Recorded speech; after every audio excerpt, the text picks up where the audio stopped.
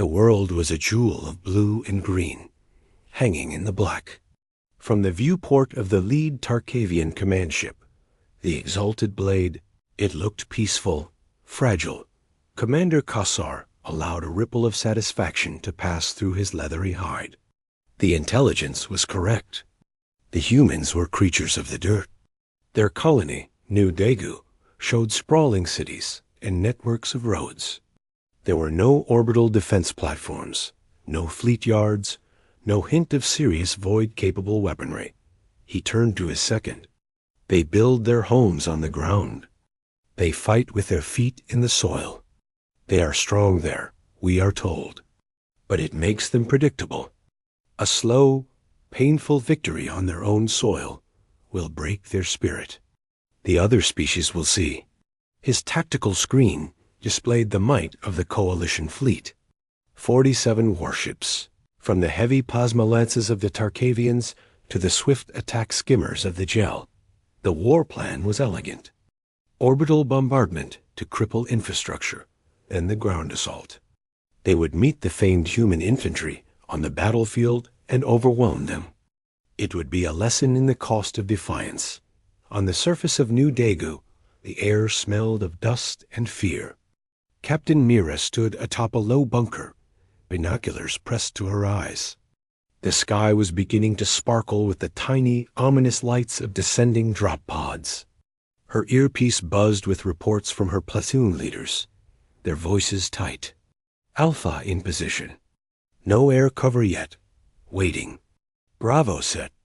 They're coming down in the northern valley, just as predicted. Myra lowered the binoculars. Her hands were steady. They had known this could happen. The colonists had been evacuated to deep shelters weeks ago. All that remained was the military, the anvil against which the coalition would swing its hammer. Her Marines, in their powered armor, were dug into trenches and reinforced buildings. They had rifles that could punch through tank armor and artillery positions hidden in the hills.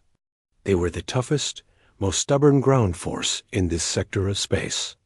And they were hopelessly outnumbered. A young private, his face pale under his helmet, looked at her. They said the fleet would come, Captain. Myra met his eyes. The fleet has its own job, Private. Ours is to hold this line. To make every meter of this dirt cost them more than they can afford. Remember your training. They think they're coming for a hunt. We're going to show them a slaughterhouse. In her heart, though, the word fleet was a quiet, desperate prayer. The plan was insane. It relied on the enemy believing a lie. It relied on them all being perfect bait. On the dark, cold side of the gas giant Balyan, a place of perpetual shadow and swirling crimson storms, the human battle group Punisher hung in the silence. No running lights. No active sensors. Heat signatures bled away into the vast cold. The ships were not like the blocky, imposing vessels of the Tarkavians. They were all sharp angles and flat planes, painted a matte black that drank the starlight. They looked less like ships and more like shards of darkness broken off from the void itself. On the flag bridge of the lead ship, the Morning Star, the air was cool and quiet. Admiral Chul sat in his command chair, his face a mask of calm. He watched the main tactical hala, which was fed by passive sensors and a network of stealth probes. The coalition fleet was a brilliant cluster of energy signatures, moving into position around New Daegu like wolves circling a campfire dot at his side. Tactical Officer Jinwoo worked his console. Dark circles hung under his eyes, a testament to days of constant readiness and complex simulations. His fingers flew over the controls, painting trajectories, calculating firing solutions, marking priority targets. He didn't see ships. He saw a three-dimensional puzzle of physics and death. Final enemy elements are moving into the designated engagement zone, Admiral, Jinwoo said, his voice a low monotone. Carrier groups are launching their first wave of dropships.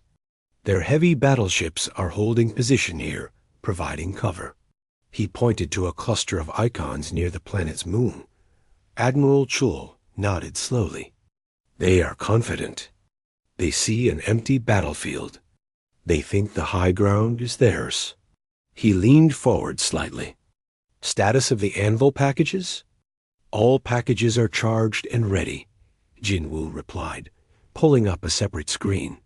It showed a schematic not of ships, but of a series of large, cylindrical orbital platforms that had been disguised as communication satellites. They were positioned in high orbit over New Daegu. Marine Captain Mira confirms all ground forces are in hardened positions. The bait is set, sir. Subin, the communications officer, listened from her station. Her job was not to transmit, but to listen. She monitored the enemy's chatter, a flood of arrogant Tarkavian commands, and the sharper, quicker reports from the Gel commanders. They were talking about landing zones, about troop concentrations, about the honor of being first to plant the flag on human soil. There was no mention of a hidden fleet, no suspicion. They had swallowed the lie whole. Down on the surface, the first alien drop pods hit the ground with earth-shaking crashes. Metal doors blew off, and strange, bipedal figures in sleek armor began to pour out, setting up perimeter positions. In the sky, more and more lights appeared, a falling constellation of invasion. Mira keyed her all-hands channel. Hold fire. Let them get comfortable. Let them all come down. She crouched lower in the bunker, her own rifle cold against her shoulder. The waiting was the worst part. The sky was full of enemies. The ground began to rumble with the movement of heavy alien walkers, disgorged from larger landers. On the exalted blade, Kassar watched the landing proceed perfectly. They hide in their holes, he mused. They will make us dig them out. It will be educational for them. He opened a fleet-wide channel, his voice amplified across all frequencies. People of Earth, your colony is ours. Your defenses are non-existent. Surrender now, and your lives will be spared. Resist, and you will be removed from this world, particle by particle. The silence from the planet was his only answer. He took it as defiance, which suited him. A broken defiance was more satisfying. Commence primary orbital strike on marked military installations. Then send in the main ground forces. Wipe them out. Back in the shadow of Bayon, Jinwu saw the order flash across Subin's intercepted feed. He looked at Admiral Chul. Sir, they are committing. Carrier groups are exposed. Their battleships are focusing on the planet. The kill zone is optimal. Admiral Chul's eyes, old and hard as granite, studied the hollow one last time. The trap was sprung. The enemy was looking down, at the planet, at the infantry they so coveted. They were not looking behind them, into the deep dark where humanity's true face waited.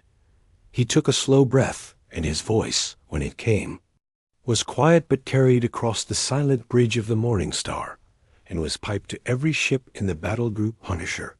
All ships awaken. The order was not a shout. It was a statement. Across the battle group, lights flickered to life on consoles that had been dark for days. Engines, muted to a whisper, began to thrum with power. Weapon ports slid open silently. The matte black hulls began to glow with the soft, internal light of active systems. On his screen, Jinwu saw the final readiness lights flash green. His weariness vanished, replaced by a cold, sharp focus. His hands settled on his controls. The puzzle was complete. Now it was time to break it. The Morning Star was the first to move, sliding out from behind the gas giant's shadow like a knife drawn from a sheath. Behind it, the rest of the Punisher group emerged, a fleet of ghosts becoming terrifyingly real. They did not broadcast their presence. They did not issue a challenge. They simply began to move, accelerating on aggressive. Precise vectors that no Tarkavian or Gel pilot would ever attempt. pushing their crews into high-gravity turns that would render most species unconscious. Their course was not toward the alien battleships, it was toward the fat, unshielded carriers and the cloud of vulnerable dropships hanging between the fleet and the planet. Admiral Chul's first target was not the enemy's fist. It was its throat. Down on New Daegu, the first alien energy bolts lanced down from orbit, carving fiery trenches in the distant hills. The ground assault began to advance. Captain Mira tightened her grip on her rifle, the order to fire on her lips. Then, the sky above the alien walkers tore open, not with light, but with a series of sudden, silent flashes, followed seconds later by thunderous booms. A line of descending alien landers simply ceased to exist, replaced by expanding balls of fire and debris. Something was coming down from orbit, but it wasn't from the alien fleet. It was coming for them. The sky over New Daegu turned into a storm. The silent flashes from moments before were followed by a terrible, whistling scream. Then, impacts. Massive tungsten rods, no larger than a tree trunk, but moving at impossible speeds, slammed into the alien landing zones. They hit with the force of small asteroids, throwing up plumes of dirt and fire that rose hundreds of meters into the air. Alien walkers, armored columns, and staging areas simply vanished in the blasts. The ground shook as if the planet itself was protesting. Captain Mira was thrown back against the bunker wall, her helmet ringing from the concussion. She scrambled back to the viewport.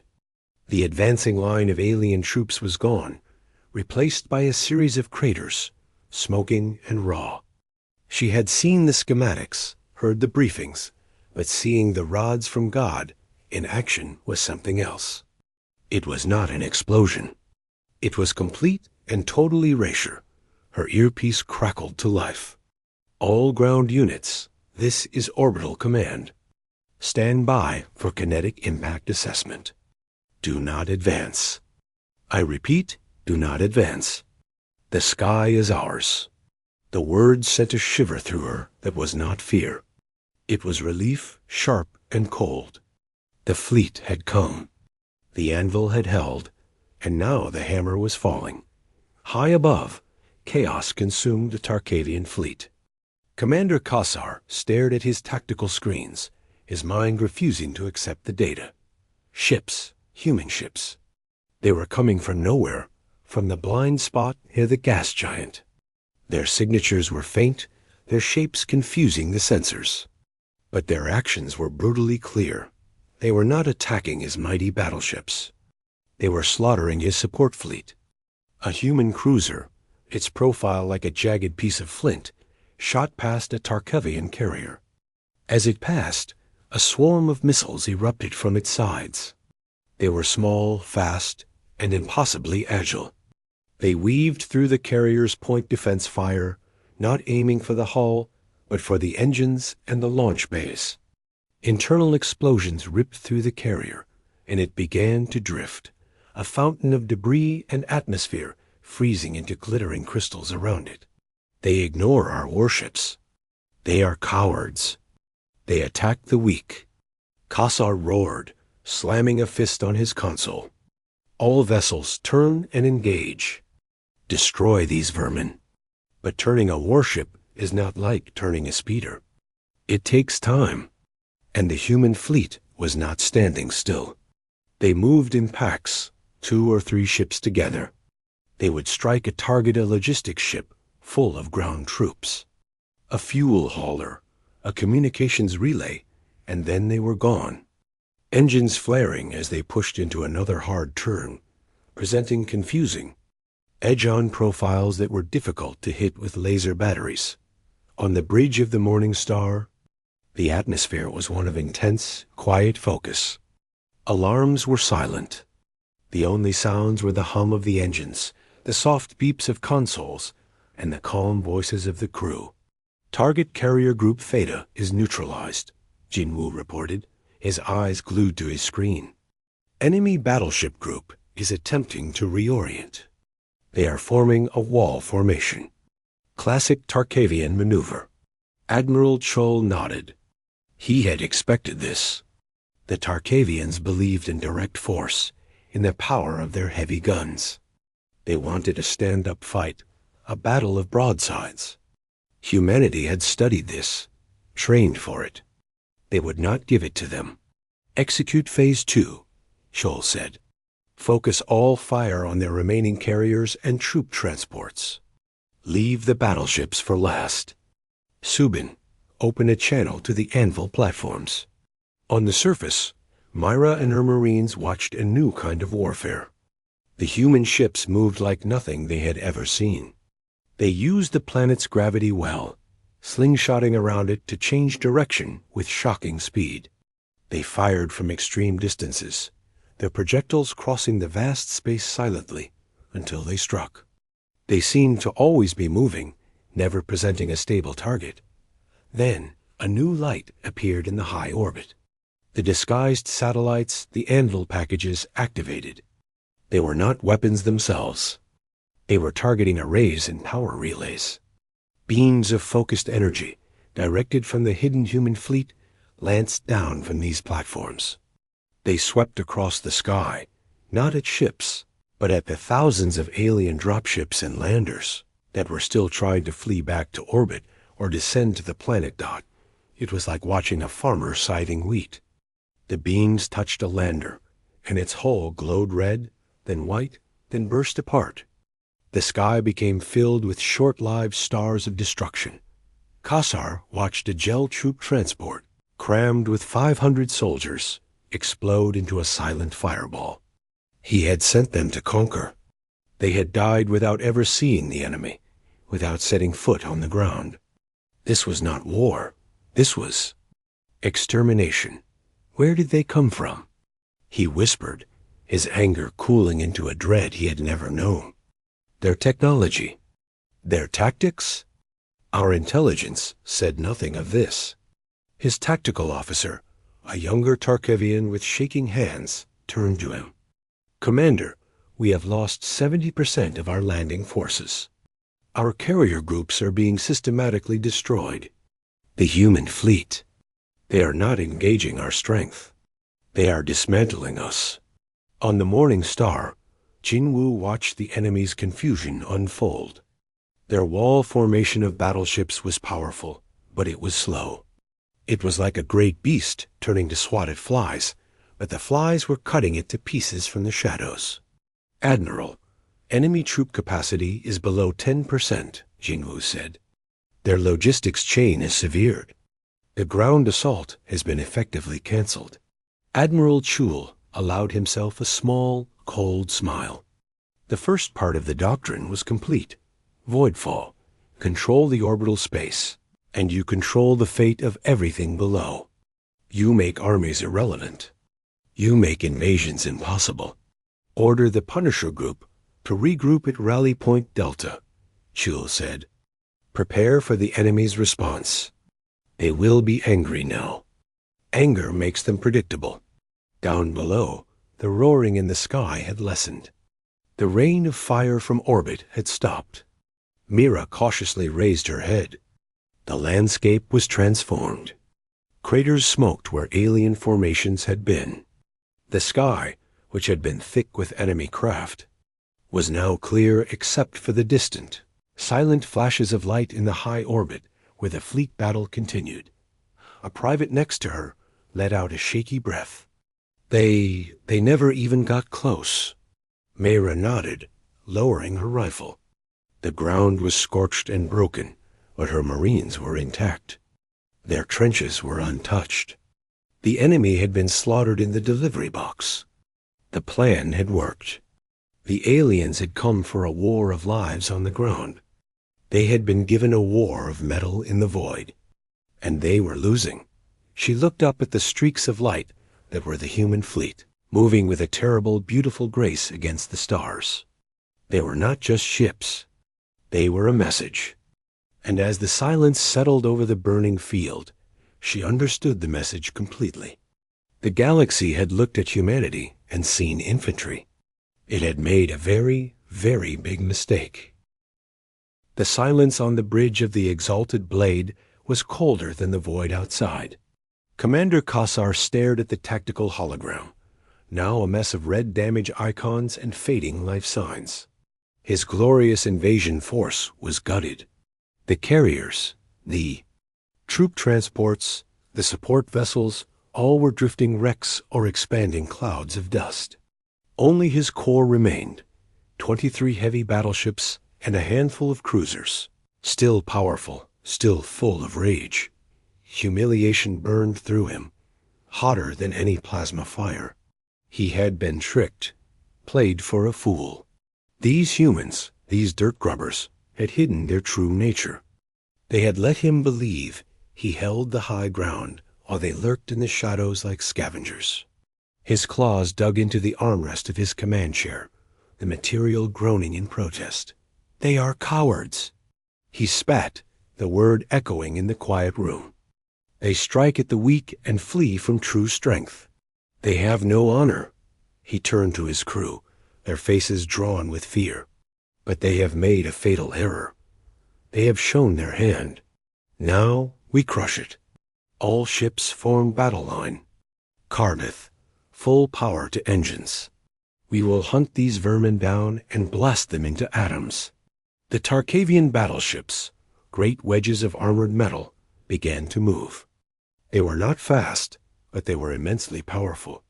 Their formation was a wall of solid firepower, meant to overwhelm and shatter any enemy foolish enough to stand before them. Kassar's strategy was simple: find the human fleet and force a direct engagement. His sensors, now scanning aggressively, painted the fleeing signatures of the human ships. They were pulling back, moving away from New Daegu toward the outer system. Running, his lip curled. "You see? They fear our guns. Pursue. Do not let them escape." On the Morning Star, the mood was one of calm analysis. "Enemy battleship group is in pursuit, Admiral," Jinwoo reported. His earlier weariness was gone, replaced by a focused intensity. He watched the red icons of the Tarkavian fleet moving away from the planet, following the trail the human ships had left. They are adopting a classic heavy assault formation. They're committing fully. Admiral Chol studied the display. The enemy was doing exactly what the simulations had predicted. Angry, proud, predictable. They believe we are retreating. "Because we are afraid of their main guns," Chol said, his voice low. "They think this is a chase." He looked at Jinwoo. "Your assessment, tactical officer?" Jinwoo called up a map of the system. His finger traced a path that swung wide, away from the direct route to the system's edge, curving instead towards the system's most dangerous feature, the neutron star Sagwa. It was a tiny, incredibly dense remnant of a dead sun, spinning rapidly and throwing off a torrent of deadly radiation and gravitational distortion.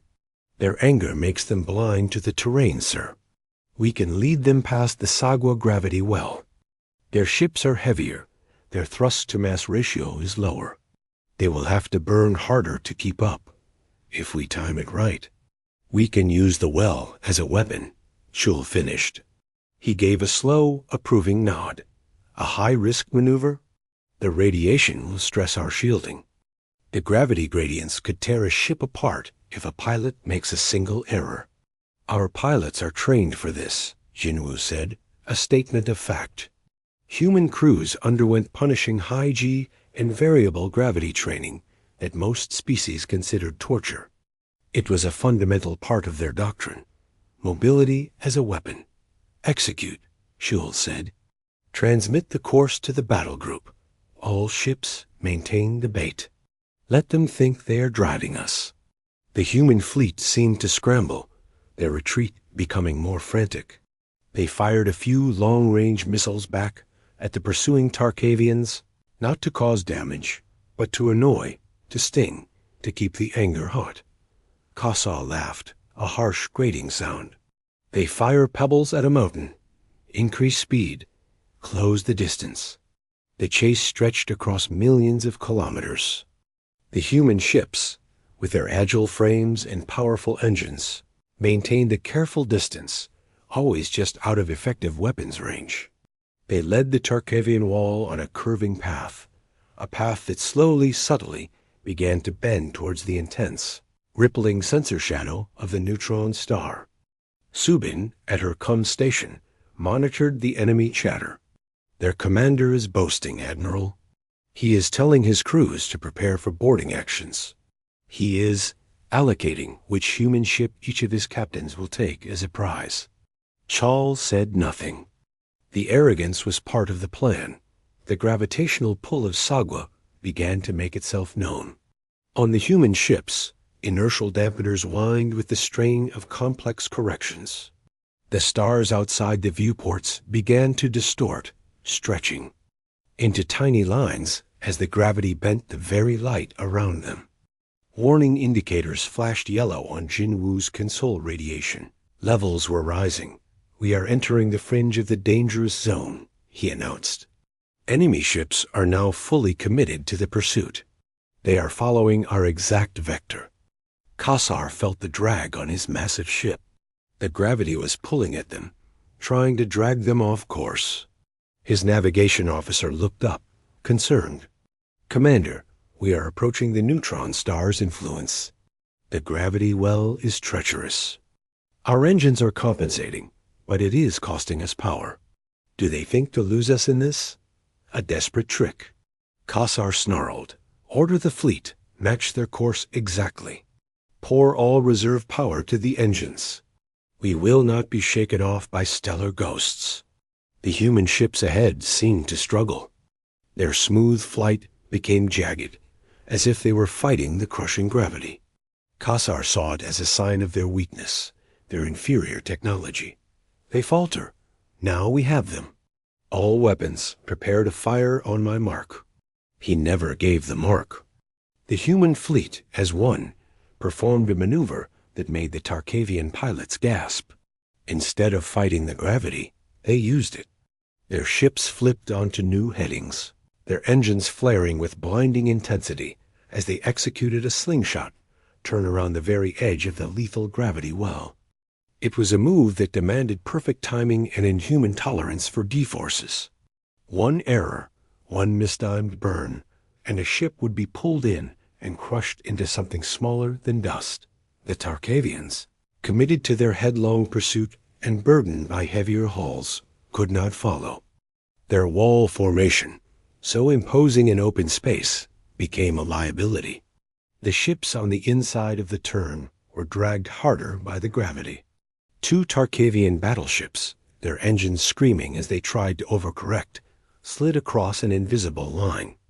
Their hulls, stressed by the sudden and uneven forces, groaned like dying beasts. Then, with a silent shudder that was seen, not heard, they collapsed inward, crushed into oblivion by the neutron star's embrace.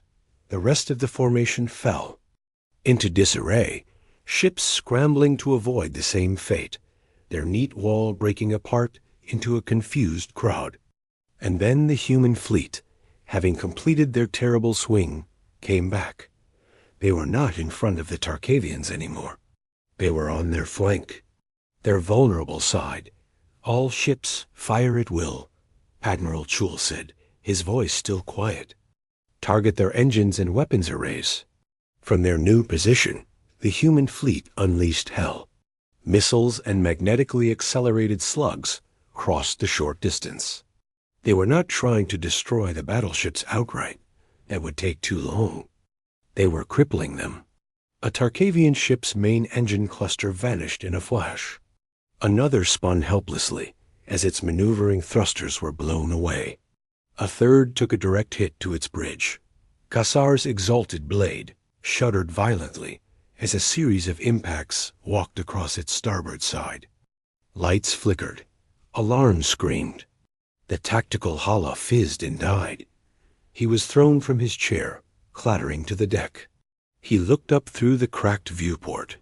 He saw a human cruiser, the Morning Star, hanging in the distorted starfield. It was not running. It was turning slowly, deliberately, bringing its full broadside to bear on his crippled, flagship. He had come to fight a war of conquest on the ground. He had been led into a gravity well and butchered in the void. He had not faced human infantry. He had faced the deadly, calculating silence of their ships. And he had lost. Smoke and the sharp smell of burnt wiring filled the bridge of the exalted blade. The great ship was dying around Commander Kassar. Gravity was failing, and small fires burned in broken consoles. His crew staggered, injured, and dazed. Outside the cracked viewport, the distorted light of the neutron star painted everything in a sickly glow. A fitting backdrop for the ruin of his fleet. He could see them on the tactical screen. What was left of it? The human ships were not celebrating. They were moving methodically, finishing the job. A Tarkavian cruiser, trying to limp away, was bracketed by fire from 2 human destroyers.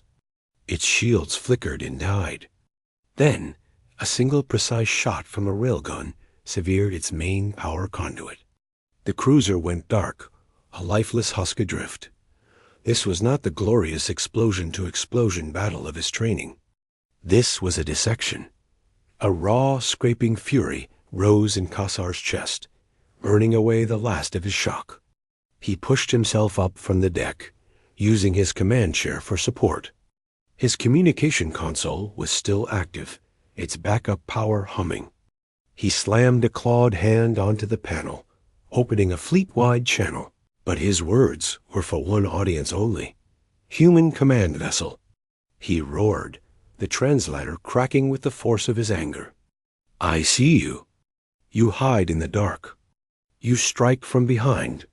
You have no honor. You are not warriors, you are scavengers of the void. On the bridge of the Morning Star, the transmission blared into the quiet focus.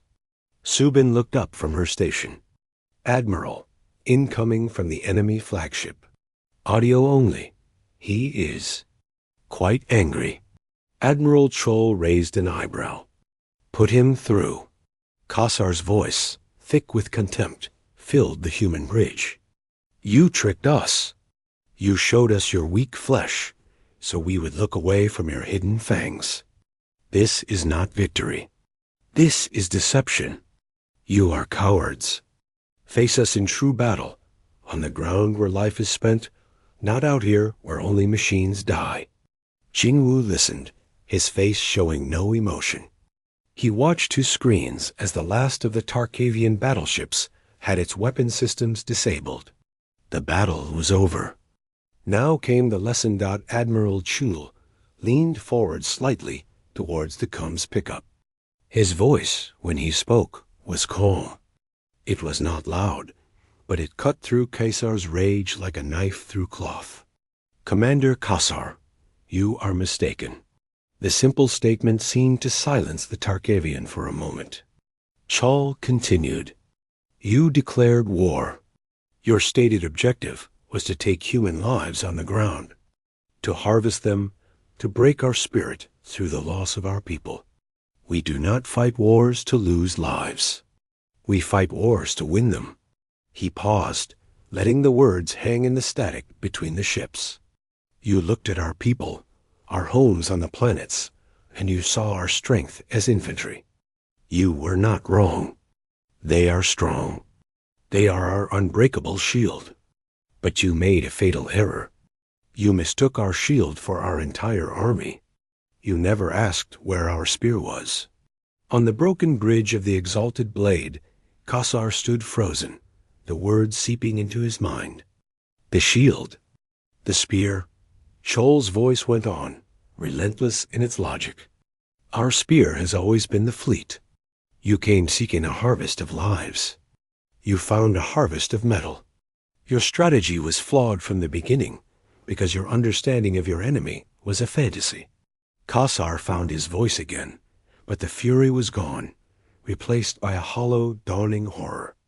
You built your entire civilization. As a trap? We built our military to protect our civilization, Chul corrected. You chose to see only what you wanted to see. You chose the war you wanted to fight. We chose the war we would win. The channel fell silent. Kassar looked at his own viewport, at the dead and dying ships of his coalition. The gel cruisers, the auxiliary vessels, the mighty Tarkavian battleships, all broken not by a grand, heroic stand, but by a clinical, distant execution. They had come for a war of flesh and blood and soil. Humanity had given them a war of physics and calculus and void cold steel, and they had lost before they even understood the rules. On the Morning Star, Subin's console chimed. She listened, her eyes widening slightly. "Admiral, I am intercepting wide-band distress signals from the surviving Tarkavian and gel life pods. They are calling for help from their home territories. The signals are weak, but they are being broadcast towards the galactic core." Jinwoo looked up from his own screens. "The Tarkavian home world will hear of this within the hour. They will know their fleet is gone." Admiral Chol nodded. The tactical victory was complete. But the strategic victory, the one that would prevent the next war, was still unfinished. The lesson had been delivered to the soldiers. Now it had to be delivered to the species. "They are watching," Chul said, more to himself than anyone. "Good. Let them watch the end of the lesson." He turned to Jinwoo. "Tactical officer, are our long-range broadcast arrays ready? The ones tied into the galactic relay network?" Jinwoo nodded. "Ready and aligned, sir. We can broadcast to every major system in this quadrant." "Prepare a data packet," Chul ordered. "Include the full sensor logs from the moment their fleet entered the system. Highlight their fleet movements, their assumptions, our responses. No commentary, just the facts. Let the data tell the story." He then looked at Subin. "Open a channel on the same frequency the commander used. But this time, broadcast it wide. To the survivors, to their home worlds, to anyone listening." Subin worked her controls. "Channel open, Admiral. You are live too. Everyone." Admiral Chol took a slow breath. He was not speaking to Kassar anymore. He was speaking to the galaxy. "This is Admiral Chol of the United Earth Fleet.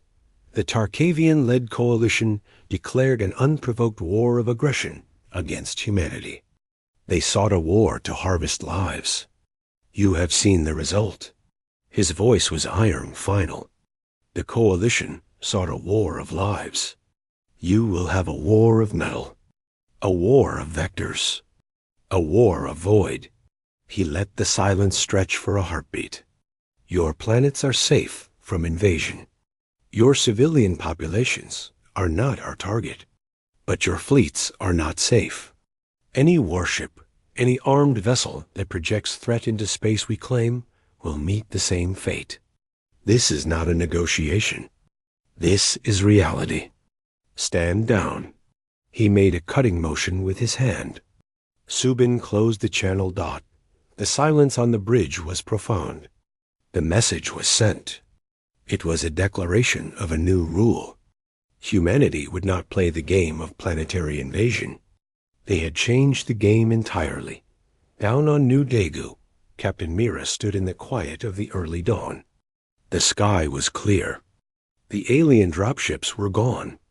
Her Marines were emerging from their trenches, looking around at the scarred but empty battlefield. They had never fired a shot. Her comms officer approached. "Captain, we're receiving the Admiral's fleet-wide broadcast. He's telling them to leave us alone. Or else." Myra looked up at the stars, where the last flickers of the distant battle had faded. The deadly human ships had done their work. They had not just won a battle. They had drawn a line in the dark. And they had done it without a single Marine having to die. She understood now. Their role as the shield was the most important one. It was what allowed the spear to strike with such terrifying, decisive force. The silence that followed Admiral Chol's broadcast was deeper than space. It was a silence of comprehension, of shock, of a galaxy recalibrating its understanding. On the broken ships of the Coalition, the survivors huddled in life pods and damaged hulls, listening to the translated words echo in their ears. Your planets are safe. Your fleets are not. It was a concept that turned their view of warfare upside down.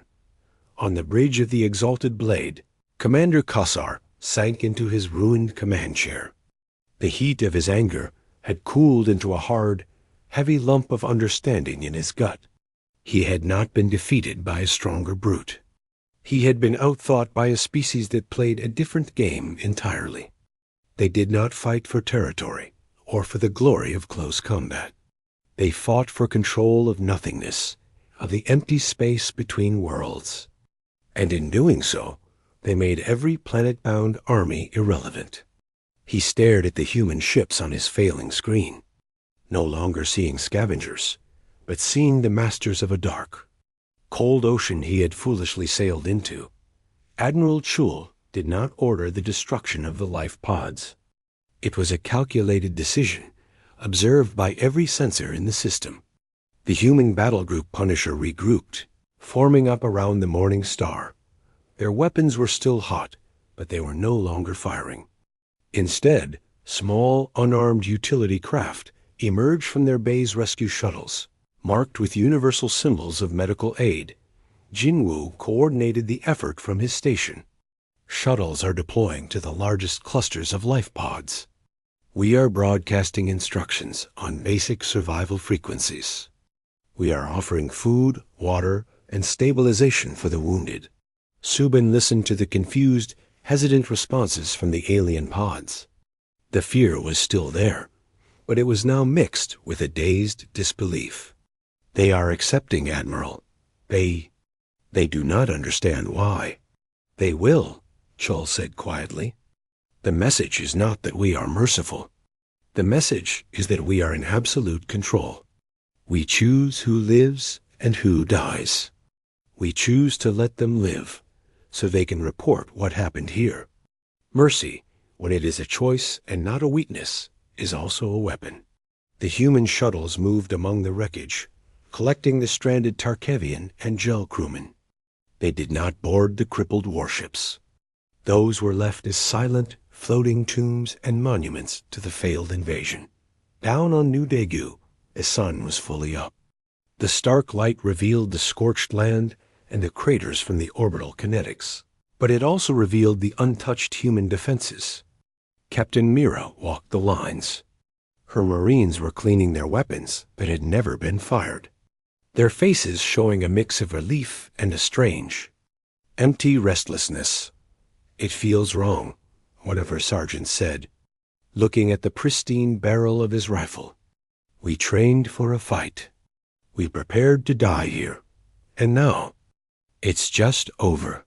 Myra stopped and looked at him, then at the others who were listening. Look around, she said, her voice firm. See those craters?